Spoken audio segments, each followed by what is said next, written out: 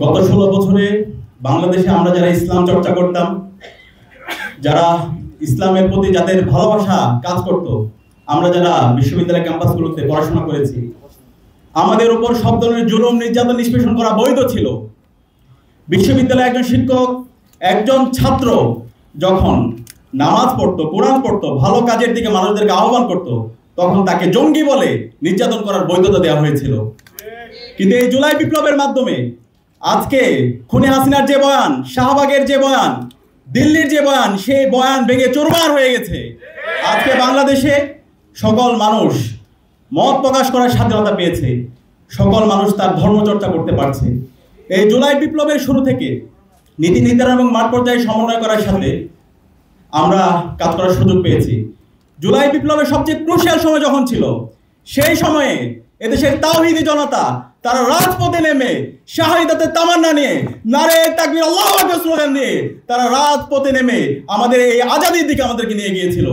এবং এই বিপ্লবে আপনারা জানেন, যখন ইন্টারনেট ব্ল্যাক আউট করে দিয়েছিল, যখন কারফিউ জারি করেছিল, সেই সময়ে আমাদের এই মাদ্রাসার শিক্ষার্থী ভাই এবং বোনেরা যাত্রাবাড়িতে তারা একজন আবু সাইদ হয়ে গিয়েছিল, তারা উত্তরে একজন শহীদ ওয়াসিম, শহীদ শান্ত হয়ে গিয়েছিল।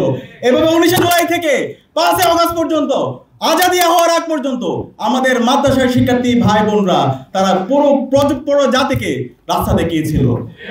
এবং এই জুলাই বিপ্লব পরবর্তী আমরা চেয়েছিলাম আমাদের এই মাদ্রাসা শিক্ষার্থী যারা আছে, আমাদের সম্মানিত উস্তাদ যারা আছে, তাদেরকে রাষ্ট্রের পক্ষ থেকে তাদেরকে যথাযথ মর্যাদা দেওয়া হবে। তাদের যে হিস্সা, তাদের যে দীর্ঘদিনের তাদেরকে যে কর্নার করে দেওয়া হয়েছে, সেখান থেকে তাদেরকে সমাজের মেনস্ট্রিম করা হবে। কিন্তু আজকে 1 বছর পরও আমরা দেখতে পাচ্ছি, আজকে যারা বাংলাদেশে শাহবাগ কায়েম করার মাধ্যমে বাংলাদেশে দীর্ঘমেয়াদী সংকট তৈরি করেছিল, খুনি হাসিনাকে যারা টিকিয়ে রেখেছিল, সেই শাহবাগী শক্তি, সেই দিল্লির যারা এজেন্ডা এই দেশে কায়েম করতে চায়, যারা আমার হাজার হাজার মাদ্রাসা শিক্ষার্থীদেরকে হত্যার বৈধতা দিয়েছিল, শাপলায় যারা গণহত্যাকে বৈধতা দিয়েছিল এবং এর পরবর্তী উল্লাস করেছিল, সেই শাহবাগী শক্তি আজকে আবার মাদ্রাসা শিক্ষার্থী ভাই বোনদেরকে এবং আমার আলেম ওলামাদেরকে নিয়ে আজকে তারা হাসি ঠাট্টা করছে। আমরা অন্তর্বর্তীকালীন সরকারকে বলতে চাই, এই জাতির শ্রেষ্ঠ সন্তান হচ্ছে আমাদের মাদ্রাসা শিক্ষার্থী ভাই বোনরা।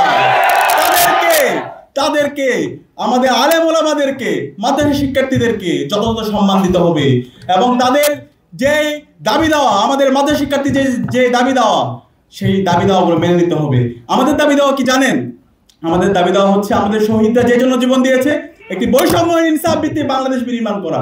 সেই বৈষম্যহীন ইনসাফ ভিত্তিক বাংলাদেশ বিনির্মাণ করার আগ পর্যন্ত আমরা যারা মাদ্রাসা শিক্ষার্থী, আমাদের যারা উস্তাদরা আছে, আমরা সবসময় আমাদের লড়াই চালিয়ে যাবো ইনশাআল্লাহ। দ্বিতীয়ত, আমরা এখন পর্যন্ত দেখতে পাচ্ছি আমাদের এই পরিচয়ের রাজনীতি এখন পর্যন্ত মাদ্রাসার কোন একজন শিক্ষার্থী, ছাত্র, তার এই পরিচয়ের কারণে সমাজে তাদেরকে বিভিন্নভাবে আদারিং করা হচ্ছে, তাদেরকে কর্নার করা হচ্ছে, তাদেরকে বিভিন্ন জায়গায় চাকরি থেকে শুরু করে বিভিন্ন জায়গায় তাদেরকে বঞ্চিত করার জন্য যে শাহবাগী বয়ান, সেটা এখন পর্যন্ত আমরা দেখতে পাচ্ছি। আমরা সবাইকে অনুরোধ করব, এই জুলাই বিপ্লব পরবর্তী সারা দেশে আমরা মেরিটোক্রেসির ভিত্তিতে, মেধার ভিত্তিতে সব জায়গায় নিয়োগ চাই। আমার মাদ্রাসা শিক্ষার্থীদের যে মেধা, তাদের যে যোগ্যতা, তাদের যে কম্পিটেন্সি, সে আলোকে তাকে মূল্যায়ন করতে হবে।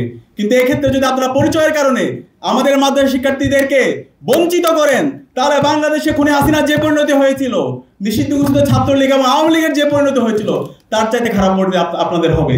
আমরা অনুরোধ করব, জুলাই বিপ্লব পরবর্তী আমরা সবাই ঐক্যবদ্ধভাবে বাংলাদেশ বিনির্মাণ করতে চাই এবং বিগত সময়ে আমাদের মাদ্রাসার যারা উস্তাদ আছে, তাদের যেভাবে মূল্যায়ন করা দরকার ছিল, সেই মূল্যায়ন আমরা দেখতে পাইনি।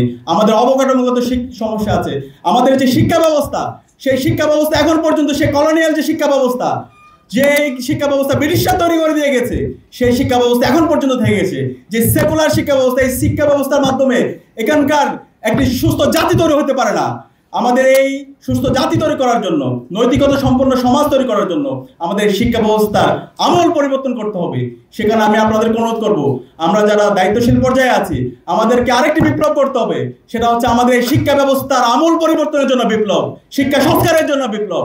সেই জন্য আমাদের শিক্ষা ব্যবস্থার পূর্ণাঙ্গ রূপরেখা এবং বর্তমান সময়ের যেই দাবি আছে, সে আলোকে একটি কাঙ্ক্ষিত নৈতিকতা সম্পন্ন শিক্ষা ব্যবস্থার রূপরেখা জাতির সামনে হাজির করার জন্য আমাদেরকে ঐক্যবদ্ধভাবে আমাদের লড়াই চালিয়ে যেতে হবে।